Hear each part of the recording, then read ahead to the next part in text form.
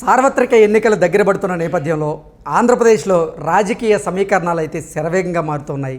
ఈ నేపథ్యంలో అసలు ఆంధ్రప్రదేశ్ ప్రజల నాడి ఏ రకంగా ఉంది, రానున్న ఎన్నికల్లో ఆంధ్రప్రదేశ్ ప్రజలు ఏ పార్టీకి పట్టం కట్టబోతున్నారు, అసలు ఏ పార్టీకి ఎన్ని స్థానాలు రాబోతున్నాయి అనే అంశాలకు సంబంధించి మనతో మాట్లాడేందుకు ప్రముఖ ఎన్నికల వ్యూహకర్త, రైస్ సంస్థ CEO ప్రవీణ్ పుల్లట గారు మనతో ఉన్నారు. ఆయనతో మాట్లాడదాం. సార్ నమస్తే అండి. నమస్తే అండి. సార్, సార్వత్రిక ఎన్నికలు దగ్గర పడుతూ ఉన్నాయి. మరికొన్ని రోజుల్లోనే ఆంధ్రప్రదేశ్లో ఎన్నికలు జరగబోతున్నాయి.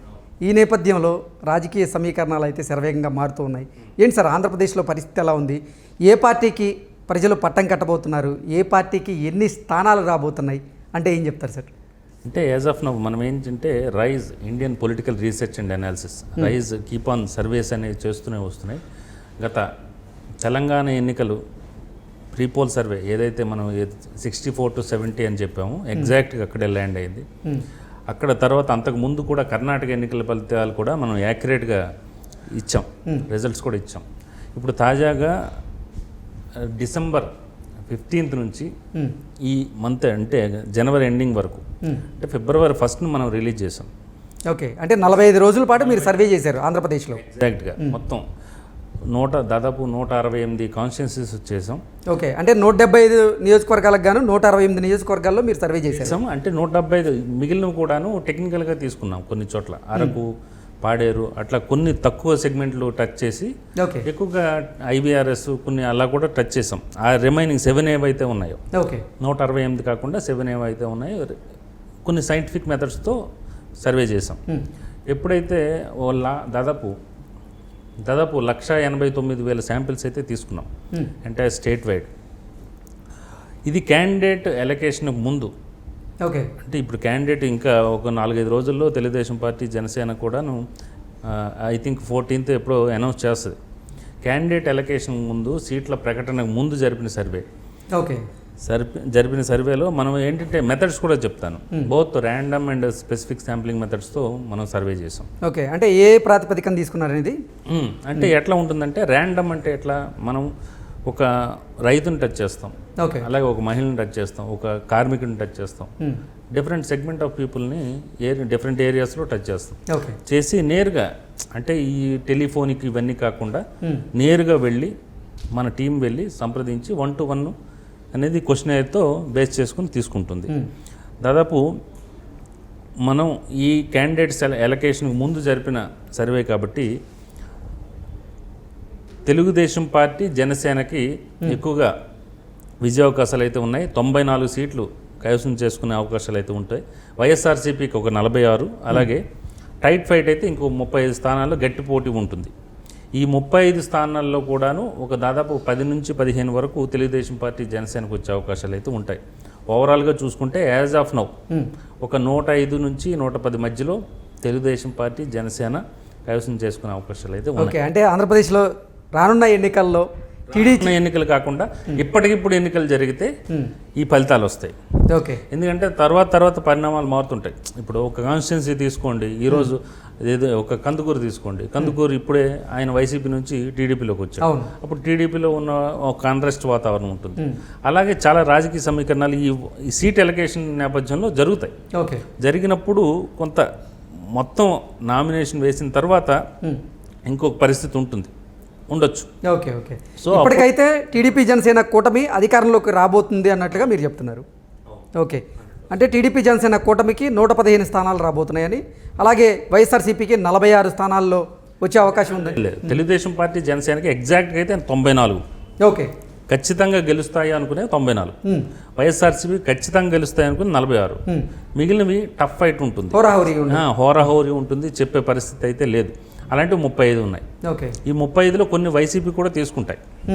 సో అది మహా అయితే ఒక 15 తీసుకున్నాయి అనుకోండి, వాళ్ళు ఒక 60 వరకు, వీళ్ళకు 115 వరకు వెళ్ళే అవకాశాలు అయితే, 105, 110 వరకు వెళ్ళే అవకాశాలు అయితే ఉన్నాయి. ఓకే, ప్రవీణ్ గారు, గతంలో 2019 ఎన్నికల్లో వైఎస్ఆర్సీపీకి రాయలసీమలో ఉన్నటువంటి 52 అసెంబ్లీ నియోజకవర్గాల్లో 49 అసెంబ్లీ నియోజకవర్గాలు వైఎస్ఆర్సీపీ కైవసం చేసుకుంది. ఈసారి పరిస్థితి ఎలా ఉండబోతుంది రాయలసీమలో? ఈసారి పరిస్థితి అయితే కొంతవరకు వైఎస్ఆర్సీపీకి అంత అనుకూలంగా లేదని చెప్పొచ్చు. ఓకే. అంటే పూర్తిగా ప్రతికూలమని నేను చెప్పట్లేదు, అంత అనుకూలంగా లేదు. చాలా వరకు మేజర్ కమ్యూనిటీ, రెడ్డి కమ్యూనిటీ కొంత కాస్త దూరం అవటం, కొంత స్ప్లిట్ అవటం, ముఖ్యంగా కడప లాంటి ప్రాంతాల్లో కూడాను టీడీపీ వైపు అంటే వైఎస్ఆర్సీపీ వైపు దూరం అవుతున్నారు. టీడీపీ వైపు దగ్గర అవటం అంటే వైసీపీ వైపు దూరం అవటం. తర్వాత ఇక చిత్తూరు, అనంతపురం తెలుగుదేశం పార్టీ కొంత పుంజుకుంది, బాగా పుంజుకుంది. సో ఈ 4 సెగ్మెంట్లు అంటే ముఖ్యంగా రాయలసీమ జిల్లాల్లో అయితే మాత్రం తెలుగుదేశం పార్టీ మెరుగుపడింది, కాస్త వైసీపీ గ్రాఫ్ తగ్గిందని మాత్రం చెప్పొచ్చు మనం. ఓకే. మరి కోస్తా ఆంధ్ర పరిస్థితి? కోస్తాంధ్ర పరిస్థితి ఏంటంటే ఉత్తరాంధ్రలో తెలుగుదేశం పార్టీ బలంగా ఉంది. ఫస్ట్ నుంచి కూడా ఓట్ బ్యాంక్ అక్కడ ఉండింది. రీసెంట్గా విజయనగరం లాంటి జిల్లాల్లో వైసీపీ మంచి రిజల్ట్ తీసుకుంది 2019లో. ఇప్పుడైతే మాత్రం పరిస్థితి లేదు, ఆ పరిస్థితి లేదు. తెలుగుదేశం పార్టీ జనసేన సపోర్ట్తో ఉత్తరాంధ్రలో బలంగా ఉంది. ఓకే. ఎటొచ్చి తూర్పుగోదావరి, పశ్చిమ గోదావరిలో జనసేన బలంగా ఉంది. తెలుగుదేశం పార్టీ సపోర్ట్ తోడైతే మంచి సీట్లు జనసేనకి ఎస్పెషల్లీ వస్తాయి. జనసేన ఇంకోటి ఏంటంటే రాజోలు అంటే ముఖ్యంగా అంబేద్కర్ కోనసీమ లాంటి జిల్లాల్లో తెలుగుదేశం పార్టీ జనసేన కలిసి క్లీన్ స్వీప్ చేసిన మీరు ఆశ్చర్యపోనక్కర్లా. ఓకే, అదే అడగబోతున్నాను. అంటే ఇప్పుడున్నటువంటి 25 జిల్లాల్లో ఏ జిల్లాలో టీడీపీ జనసేన కూటమి క్లీన్ స్వీప్ చేసే దిశగా అడుగులు వేయబోతోంది అంటే ఏం చెప్తారు? అంటే ముఖ్యంగా అది అంబేద్కర్ కోనసీమ ఒకటి చెప్పొచ్చు, విశాఖపట్నం కూడా ఒకటి చెప్పొచ్చు. ఒక్కటి టైట్ ఫైట్ ఉంటుంది, కానీ విశాఖపట్నంలో కూడా ఖచ్చితంగా Telugu Desam party Janasena clean sweep చేస్తుంది. అదేంటి, అసలు ఏ ప్రాతిపదికన చేశారు మీరు సర్వే? ఏ ప్రాతిపదికన అంటే జనరల్గా మేము సర్వే చేసే విధానం ఎలా ఉంటుందంటే ఒక అసెంబ్లీ సెగ్మెంట్కి 20 to 30 మెంబర్స్ డిప్లాయ్ చేస్తాం. ఓకే. డిప్లాయ్ చేసి క్వశ్చనేర్ తీసుకుంటాం, ఒక 10 to 15 క్వశ్చనేర్ తీసుకుంటాం. అసలు ఇక్కడ ఏ అభ్యర్థి బలంగా ఉన్నారు, ఎమ్మెల్యే పనితీరు ఎలా ఉంది, డిఫరెంట్ టైప్స్ ఆఫ్ క్వశ్చనేర్ ఉంటుంది. క్వశ్చనేర్తో మనం వాళ్ళని అప్రోచ్ అవుతాం. ఒక జనరల్గా అంటే యాక్యురేట్గా రావాలంటే ఒక 3000-4000 శాంపిల్స్ కూడా తీసుకోవచ్చు.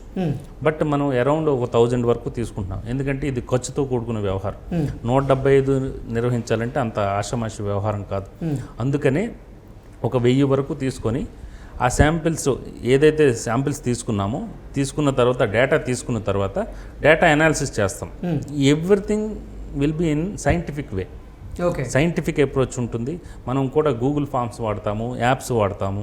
సైంటిఫిక్ అప్రోచ్ ఉంటుంది. ఏదో ఫోన్ చేసి అడగటం, వాళ్ళు ఏ మూడ్లో ఉంటారో వాళ్ళు ఏం ఇష్టానుసారం చెప్తారు, అట్లా కాకుండా ఎర్రర్ పర్సంటేజ్ కూడా ఉంటుంది. మనకి 0.8 to 1% ఇచ్చాం. ఎక్కడైనా మనం ఒక అభ్యర్థి ఒక ఓటర్ దగ్గరికి వెళ్ళినప్పుడు ఆయన ఏదైనా సరిగ్గా సమాధానం ఇవ్వకపోతే అది తీసేసి ఇంకోటి రాబట్టుకుంటాం ఆ ప్లేస్లో. ఓకే. అట్లా సో యాక్యురేట్గా మనం ఇస్తాము. అది ప్రూవ్ అయింది కూడా. యాక్యురేట్గా మనం ఇచ్చిన రిజల్ట్స్ చాలా చోట్ల ప్రూవ్ అయ్యాయి. ఇప్పుడు కూడా చాలామందికి ఒక 20 మంది ఎమ్మెల్యే అభ్యర్థులకి అలాగే ఎంపీ అభ్యర్థులకు 4-5 చేస్తున్నాం. అది కూడా పెరుగుతాయి. సార్, అసలు మీరు చేసినటువంటి సర్వే లోకల్గా ఉన్నటువంటి అభ్యర్థిని బట్టి చేశారా, లేదా అంటే ఆ పార్టీకి సంబంధించినటువంటి నాయకులను బట్టి చేశారా అంటే ఏం చెప్తారు? అంటే రెండు ఉంటాయి. క్వశ్చనేర్ ఇది బేస్డ్ ఆన్ క్వశ్చనేర్. ఓకే. ఇప్పుడు ఏంటంటే మీ స్థానికంగా ఎవరు ఎమ్మెల్యే అయితే మీ నియోజకవర్గం అభివృద్ధి చెందుతుంది, ఎవరికి మీరు మద్దతు ఇస్తారు, తెలుగుదేశం పార్టీ జనసేన అభ్యర్థి ఎవరైతే బెటరు, తెలుగుదేశం పార్టీ అభ్యర్థిగా ఎవరిని మీరు గెలిపిస్తారు, 2-3 ఆశావహులు ఉంటారు. ఓకే. తెలుగుదేశం పార్టీ జనసేన కాకుండా వైసీపీ కాకుండా ఇంకేదైనా పార్టీకి మద్దతు ఇస్తారా, స్థానికంగా మీకు ఎలాంటి సంక్షేమ పథకాలు అందుతున్నాయి, ఎలాంటి సంక్షేమ పథకాల విషయంలో అసంతృప్తిగా ఉన్నారు, ఇలాంటి డేటా అంతా కూడా మనం తీసుకుంటాం. డేటా ఎక్స్ట్రాక్ట్ చేసిన తర్వాత సైంటిఫిక్ మెథడ్స్తో వాటిని అనలైజ్ చేసి మనం సర్వే రిజల్ట్స్ అనేవి ప్రకటిస్తాం. ఓకే. అంటే ఇప్పటి వరకు మీరు ఆంధ్రప్రదేశ్ ప్రజల్ని ఏ అంశాల మీద సర్వే చేశారు? ఏ అంశాలంటే ధరల పెరుగుదల ఉంటుంది. అంటే ఏ అంశాల మీద నేను ఇప్పుడే చెప్పాను, ఏ అంశాల మీద చేశానని చెప్పాను. సంక్షేమ పథకాలు, తర్వాత అక్కడ స్థానిక పరిస్థితులు, తర్వాత ఉద్యోగము, నిరుద్యోగము, ఇదంతా కూడా మనం చేసాం. అది కాదు, మీరు ఏంటంటే ఏ అంశాలు ఏ పీపుల్ని మీరు టచ్ చేశారంటే చెప్తున్నాను. ఓకే. అంటే అన్ని వర్గాల వారిని దాదాపు మనం టచ్ చేసాం. ముఖ్యంగా యువత, మహిళలు, వృద్ధులు, అన్ని వర్గాల వారిని టచ్ చేసాం. అన్ని వర్గాల వారిని టచ్ చేసినప్పుడు మనకు రిపోర్ట్ ఇచ్చినప్పుడు జనరల్గా ఏముంటుందంటే మీకు ఇది ఓవరాల్ రిపోర్ట్ కంటే ఇన్డెప్త్ అనాలిసిస్ ఎలా ఉంటుందంటే 18 నుంచి 30 వరకు ఆ సెగ్మెంట్ ఆఫ్ ఓటర్స్ ఎవరి వైపు, ఏ పార్టీ వైపు, ఏ అభ్యర్థి వైపు చూస్తున్నారు, 30 నుంచి 50 వరకు ఎవరిని చూస్తున్నారు, 50 నుంచి 70 ఎట్లా, 70+ ఎలా. చాలా చోట్ల 70+ అనేది వైసీపీ వైపు ఉంది. సంక్షేమ పథకాల వలన అండి. ముఖ్యంగా ఏంటంటే ఈ వృద్ధులు వీళ్ళంతా గతంలో ప్రభుత్వం హయాంలో వెళ్ళేవారు, నిల్చోవారు, క్యూలో నిల్చునేవారు. ఇప్పుడు ఆ పరిస్థితి లేదు, నేరుగా ఇంటికే వస్తుంది, వాలంటీర్ తెచ్చిస్తున్నాడు. అలాంటి సంక్షేమ పథకాల విషయంలో చాలామంది 70+ అనేది అట్రాక్ట్ అయ్యారని చెప్పొచ్చు. మిగిలిన ఈ 20 to 30, 40 మధ్యలో ఉన్న వాళ్ళు మాత్రం అసంతృప్తితో ఉన్నారు. నిరుద్యోగం అనండి, ఇంకోటనండి, వాళ్ళకు కొంత క్లారిటీ ఉంటుంది. సో వాటి విషయంలో ముఖ్యంగా వైఎస్ఆర్సీపీ ప్రభుత్వం మీద కొంత వ్యతిరేకత అయితే కనిపించింది.